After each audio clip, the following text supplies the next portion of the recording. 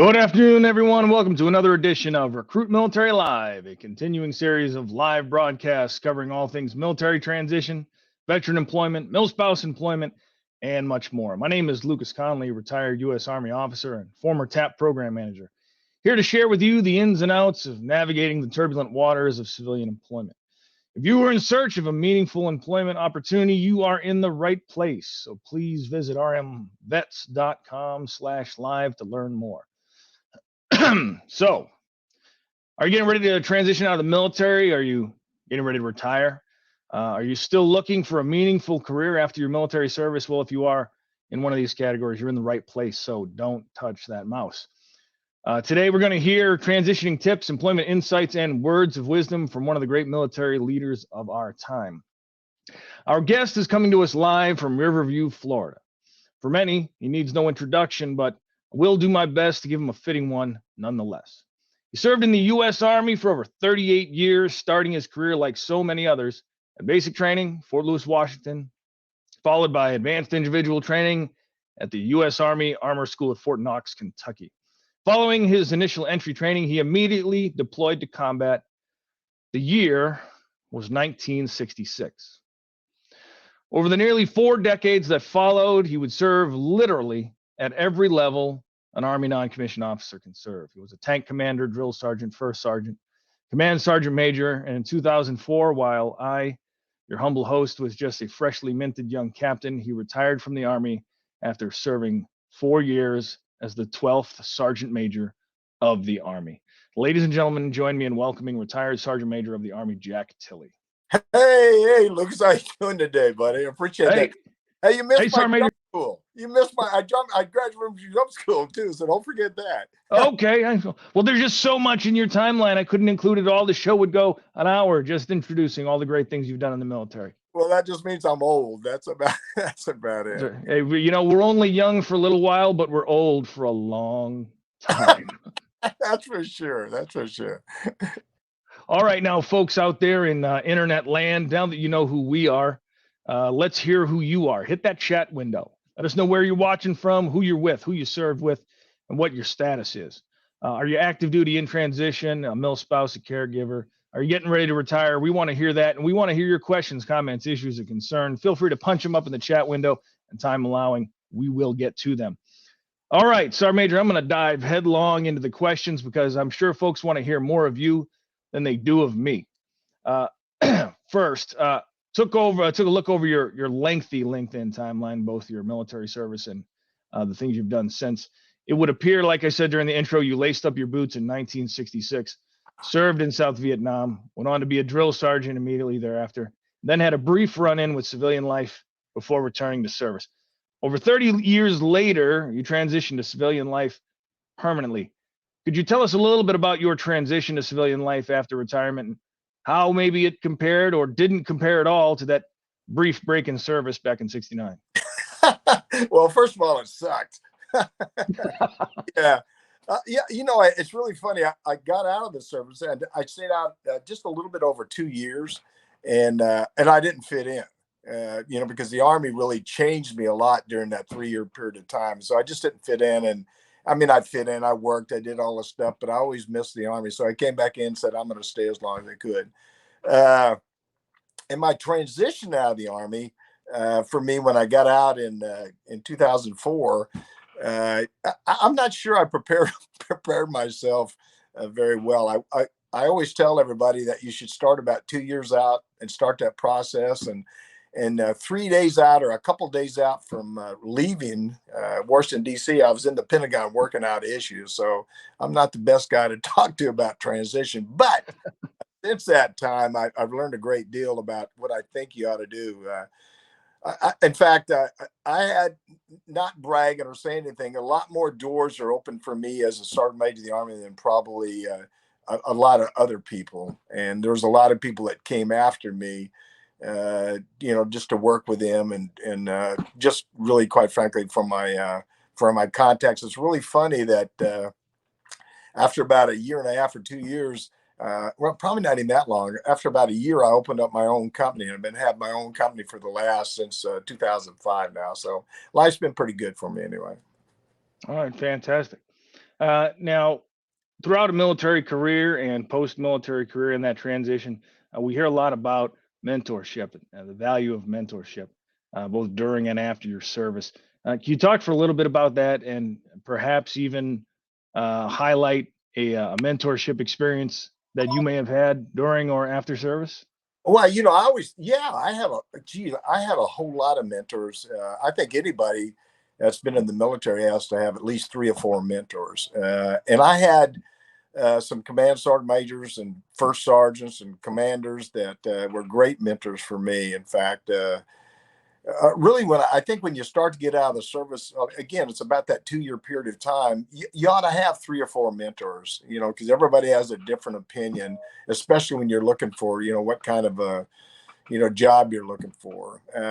Just to give you some great advice about your resumes, about, here's what I want to do, how important is education, how to prepare, what do you need to do as far as getting out of the service. So having somebody that you can bounce ideas off of, I often tell people I had 1.3 million people sort of had my back when I was on the military, and I had people that doing all sorts of stuff for me. When I got out, it was just me and my wife. So I reached out to about, like I said, 3 or 4 people that I had a lot of confidence and trust in that really pointed me in the right direction. I think that everybody should have at least, like I said, 3 or 4 people that they can reach out to, because if not, you're struggling all by yourself, and it's not easy by yourself. That's for sure. And I've heard somebody say they can't all be cheerleaders. They can't all be the grandmother that says, "Oh no, baby, you sing beautiful," when really you sound like a dying animal. You need someone to give you honest, harsh, even cruel feedback from time to time. Well, the one problem I had is I didn't even know what I was worth. Hmm. Because I'd stayed in the Army so long, and how do you figure out, what your worth is? In fact, this is sort of a funny story. I went over to the, I always, I'm a soldier. I do what soldiers do. So I went to the TAP class over there at Fort Myer, and I sit in there for about an hour with the E4s and E5s and E6s, and everybody. But I was a little bit older than those guys, and I'm not sure they was giving me the Just right a kind. little, Yeah, just a little bit. a couple of years. So what I did was I went back to the Pentagon, and I called Fort Myer, and I said, "Hey, send the guy that was giving the classes over to my office. I'd like to talk to him." And he came over to my office. I said, "Hey, look, tell me the bottom line. What do I need to get out of the service, and how do I prepare? I mean, give me the good information." And then the second thing I said to him, he says, "Tell me what I'm worth." And he says, "Well, Sergeant Major, what do you think you're worth?" I don't know, 50,000 a year. And he looked at me and says, "No, you're worth a lot more. You're worth a lot more than that." So I had no idea about about what the cost of things were, and how much I should ask to get paid and all that other stuff. And I'm going to fall back on it. That's why a mentor is so important. About Hmm. some say, here's your value.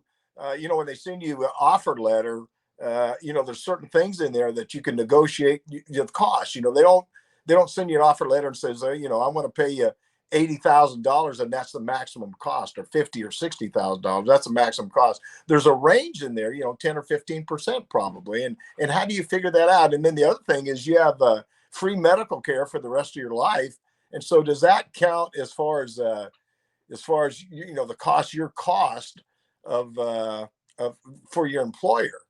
So you got to just negotiate that stuff with them a little bit, and you need somebody that that can sit down and tell you, just like you just said, give you the honest, solid truth, because it's people, again, other veterans help other veterans a great deal, and so you need another veteran that's already walked in your shoes to help you out. And often I've found that it's not even necessarily rank dependent. I Oh, have I oh, have known first sergeants to retire after 20 some odd years and go on to make something I would think would be below where they should be. And I've known when I was in the TAP program, I had a client who was an E4, but he was a radar tech, and there was a defense contractor that threw about 90K at him to start because yeah, he knew how to fix the ANTPQ radar system.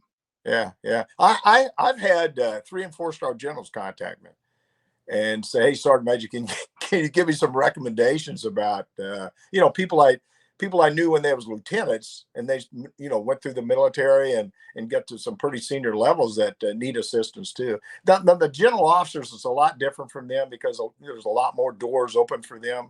But the non-commissioned officers, the average non-commissioned officer retired at the sergeant first class level, which is okay. I mean, that's, everyone's not going to retire at E8 or E9 or whatever. But you're right. It doesn't matter what rank you are. I've helped a lot of people out since I've been retired, and I tell them, it doesn't matter what you was in the military. We're all veterans and we're all civilians, that we're going to help each other. So reach out, and guys like me will do all I can to help them. Guys like me and you, I'm sure. Well, I'm trying. I think you might have a leg up on me. There's a little bit more. I don't think so. All right. Now, as you transition out of the military, there can be a lot of challenges. I mean, transition really, it means leaving one life behind and starting a new one, whether that's for 4 years or 40 years. Can you talk for a little bit about the importance of financial readiness for transition? Oh my! To break out the old be, know, do, which hasn't been probably in the leadership handbook in a decade. What do our transitioning service members need to be, know, and do to prepare financially? Pay your bills off. Pay all your credit cards off. When you get out of the service, you should have no bills if you can work it out. The other thing is, it could take 6 months to a year to find a job. If you don't prepare yourself. So have enough money saved up.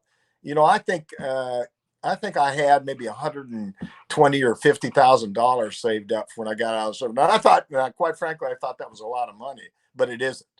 Because I had to move into a new home. There's a lot of additional costs that was associated with that. So pay everything off, and especially your credit card. The other thing is when you're getting ready to get out of service, if you know where you're going to live, allow your wife to move out there 6 months to a year, before you ever go, so she can move in there, get situated, sort of, transition, or make that transition smoother. I think not the last thing, but it's important to keep the spouse involved with that entire process. I hate to say this because we're a couple of guys here, but spouses have a wonderful picture about what right looks like as a civilian, and how you need to prepare yourself to get out of the service. So, it's pay off your bills. The other thing I think is really important is a lot of people say, when I get out of service, I'm going to go to college. I'm going to do this. Go to college when you're on active duty. Right. Get that education, get you a 4-year degree. I tell people all the time, if you have a associate's degree, it's worth maybe $4,000 or $5,000, $6,000. Maybe that's true. If you got a bachelor's degree, it could be worth $10,000 or $20,000. If you have a master's, just go up, a doctorate or whatever. The more education that you have when getting out of the service, it's going to assist you in your preparation for your next life in the military. The second thing is networking. Reach out to people that you haven't seen in a while. In fact, the last year on active duty, now they don't get business cards. I'm sure they just tap phones or something like that. But any contact information that you received about 6 months or to 9 months out of the year, send your resumes. Send your resumes to those people. Say, look, I'm getting out of service on this date. I'll be available to go to work on this date. Any assistance you can give me, please let me know. Have two. I'm hoping not to get too far, but have two resumes. One resume is a civilian resume. The other one's a military resume. Yep. Talk about what you did in the military, as far as your experiences. The other thing is don't use acronyms. A lot of people want to say PCS, WT. Hell, I forget what all those things mean now. So cut out the acronyms, sort of spell it all out. And then the last thing is the interview. When you go to interview for anything, to me it's no different than going to a promotion board. Know your subject, know the information. Research the company that you want to work for, found out all the information that you can about them, dress professionally, and go to your meeting. And then the other thing is, most of us are type A personalities. We want to be in the transmit mode. I'm probably still in that mode myself. Kicking indoors and taking names. That's right. I want to be in a transform mode. But the thing you got to do is pull back a little bit, allow that person to communicate with you, and so you can get that information across to them. Yeah, it's funny you were saying that about education. I think I read something the other day. I'm pretty sure it was Ken Preston was doing a comparison of two different imaginary people, one who decided to go to college and one who decided to go to the military. And he emphasized in the article, and I'm pretty sure it was Ken Preston. He said, while you're on active duty, use TA, get the 2 years, get Yep. out and finish your degree, and after 4 years of service and 2 years of college, now you've got a 4-year degree and you've got 4 years of experience behind you to go with it in some field, and you automatically have a leg up on your civilian counterparts who may have just gotten out of college, 2 years prior, but have no experience whatsoever. Yeah, well, absolutely. I owned a small company, and the guys that we work with Purdue University and a company called Wiley, which has about 84 different schools in them with that organization. If you go to AIT, if you go to jump school, if you go to master gunner's course, all those schools that you go to are college credit hours.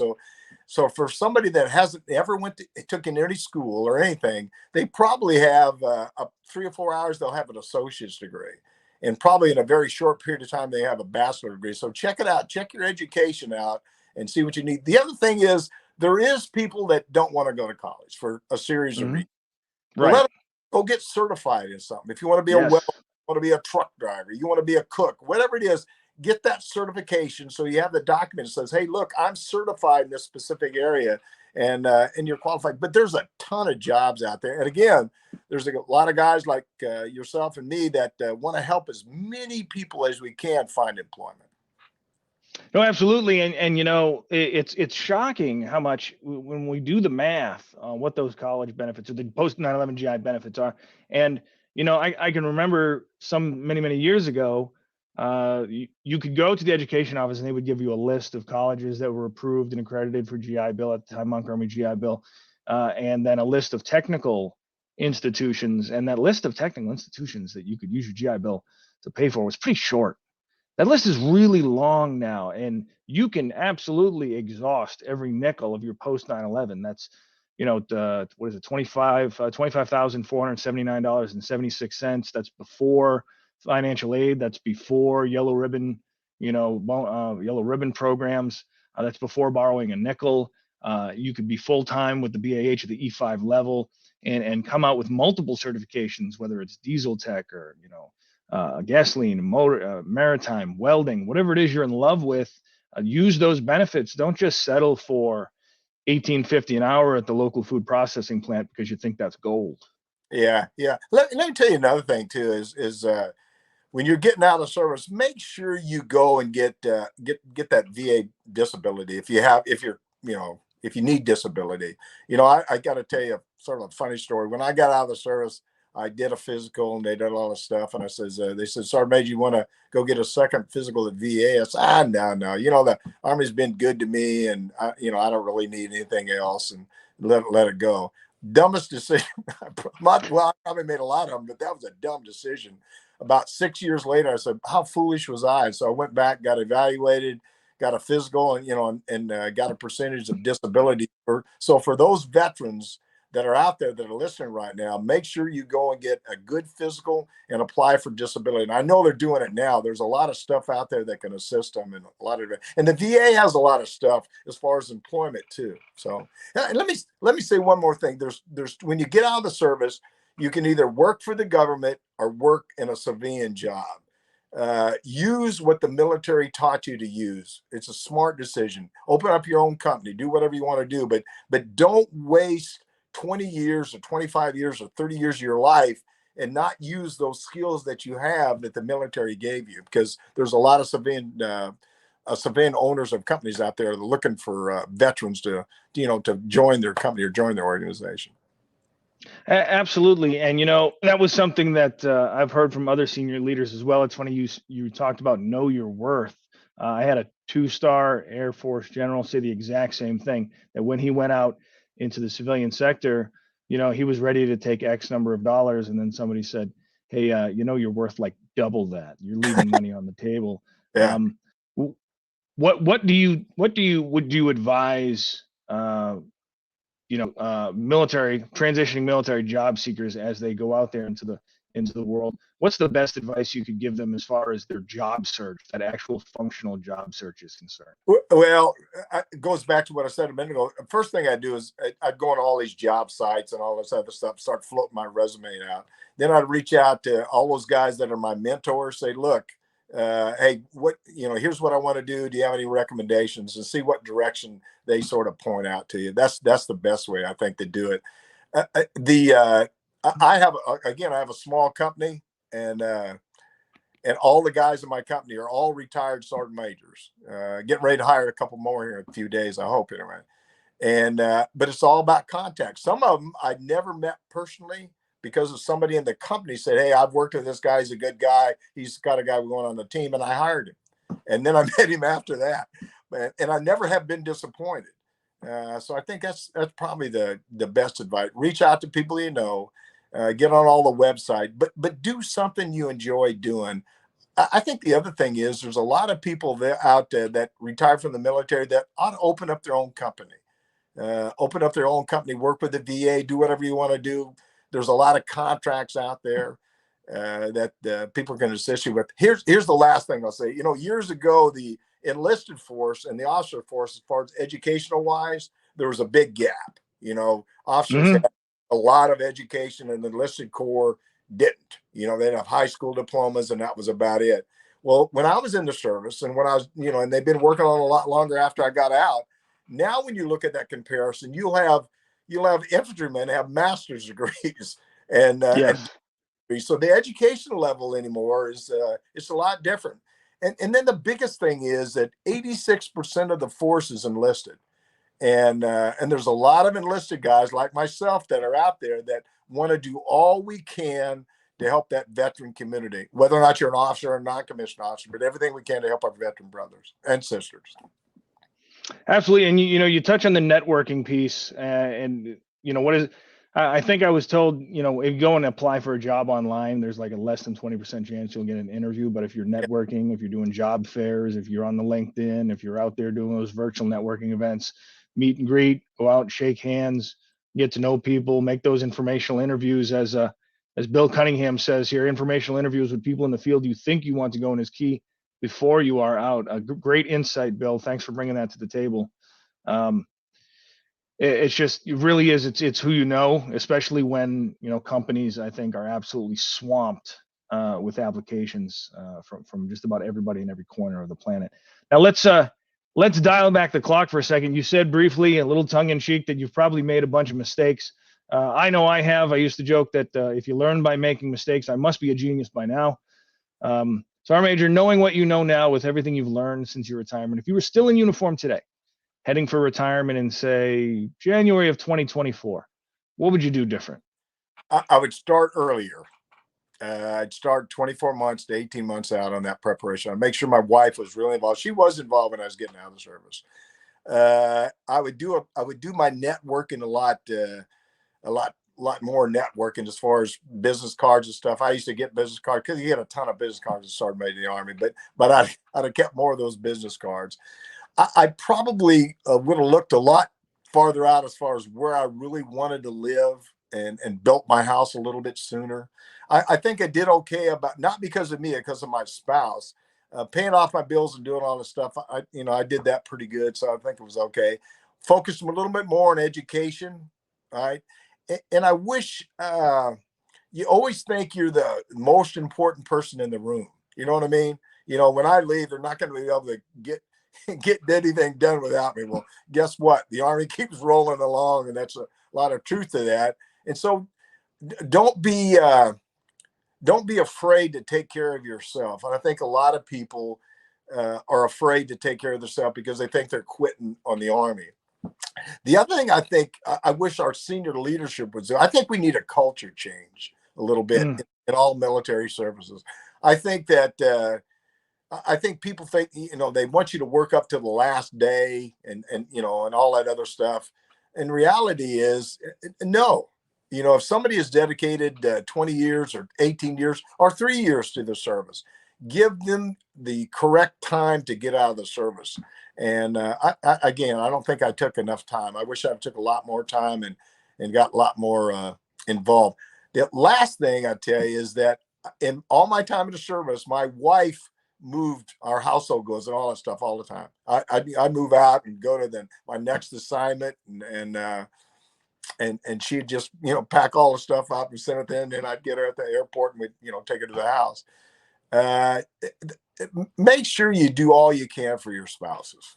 I mean, I tell my wife every day that, not every day, probably every day, that I can't thank her enough for the sacrifices she made for me and for the military while I was on active duty. So I wish I did more for my wife as far as my spouse, as far as getting out of the service. I think Sorry, Major, I'm starting to think we should have interviewed Mrs. Tilley instead of you.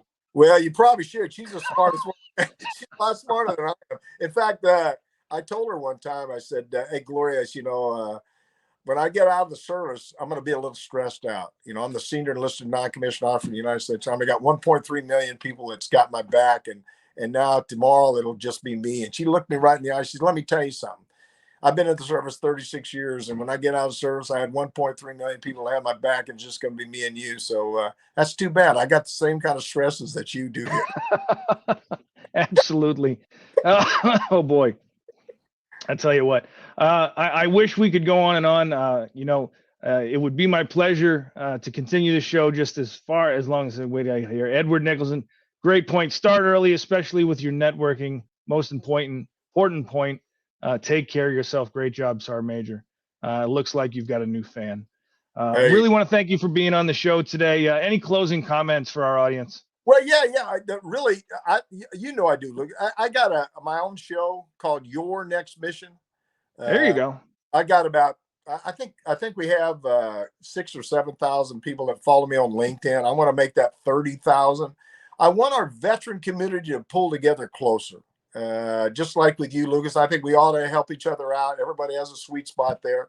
So help each other out. Do all you can to help your vet, and never think that you're alone. The other thing I tell you is I had I've suffered from PTSD for probably 40 years. There's certain things that I really just don't want to talk about. And I'm worried about the fact that there's a lot of veterans out there that think there's nobody out that'll help them. Nobody there that'll help them. Never think that you're alone. If you're a veteran and you need assistance, there's so many people that want to help you do whatever your issue is. They want to help you as much as they can. So, if you're struggling with any kind of mental issues, any kind of concerns, reach out to another brother or sister that'll help you out, because God bless all our veterans and family members for everything they do and have done for our country. Hey, before we sign off, could you tell us a little bit about the American Freedom Foundation? Yeah, well, when I get out of the service, I wanted to do all I could to help veterans. And so I went to a good friend of mine, Ted Hacker, and says, hey, I want to start doing concerts.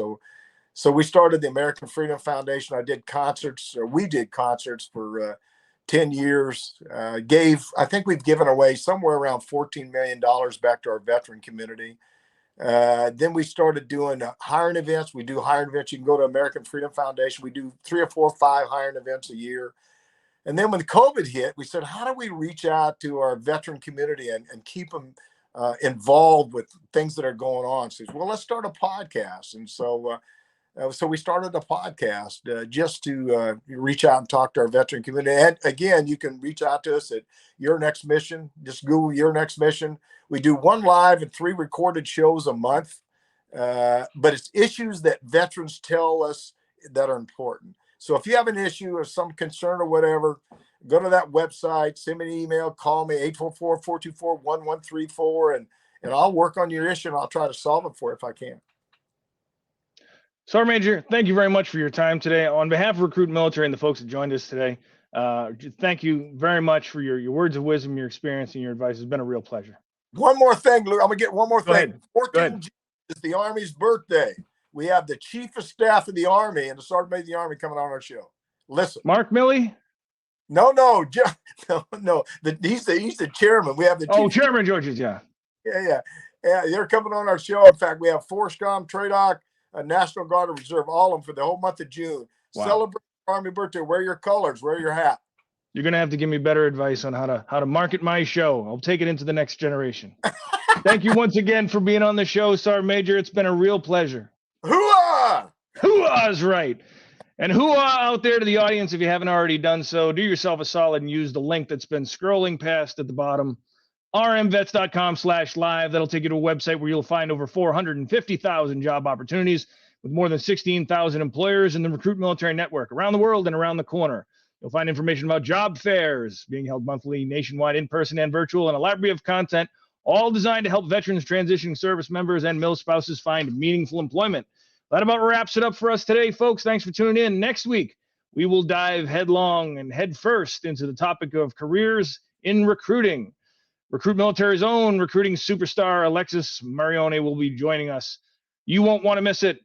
Sergeant Major, thank you again. Hooah! Folks out there, this has been Lucas Connolly for Recruit Military. Until next time, good luck and Godspeed.